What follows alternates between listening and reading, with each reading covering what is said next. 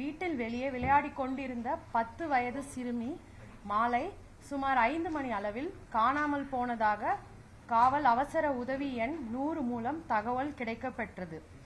தகவல் கிடைத்தவுடன் காவல்துறையினர் உடனடியாக சம்பவ இடத்திற்கு சென்று விசாரணை மேற்கொண்டு புகார் பெற்று அதே இரவு சுமார் 10 மணி அளவில் குழந்தை காணாமல் போனது தொடர்பாக வழக்கு பதிவு செய்யப்பட்டது.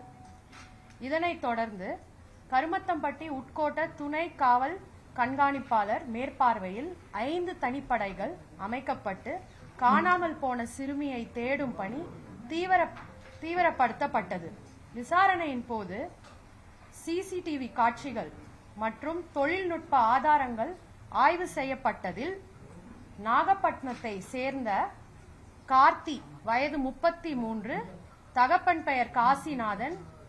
இவர் சிறுமியின் குடும்பத்திற்கு பழக்கமான அண்டை வீட்டில் வசிப்பவர். இவர் சிறுமியை அழைத்து சென்றதை உறுதி செய்யப்பட்டது.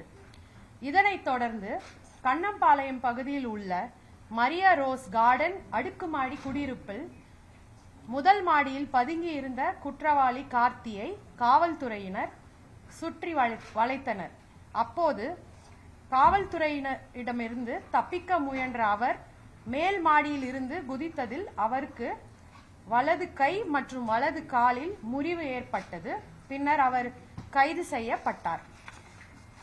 விசாரணையில் குற்றவாளி கார்த்தி சிறுமியை ஆசை வார்த்தை கூறி ஏமாற்றி அழைத்து சென்று பாலியல் வன்கொடுமை செய்து பின்னர் கண்ணம்பாளையம் குளம் அருகில் உள்ள தென்னந்தோட்டத்தில் கொலை செய்ததை ஒப்புக்கொண்டார். மேலும் நடைபெற்ற விசாரணையில் பாரதிபுரம் பள்ளப்பாளையத்தை சேர்ந்த மோகன் வயது 30, தகப்பன் பெயர் ராமசாமி என்பவர் முக்கிய குற்றவாளிக்கு உறுதுணையாக இருந்தது தெரிய வந்தது. இதனை அடுத்து அவர் கைது செய்யப்பட்டு நீதிமன்ற காவலுக்கு அனுப்பப்பட்டார்.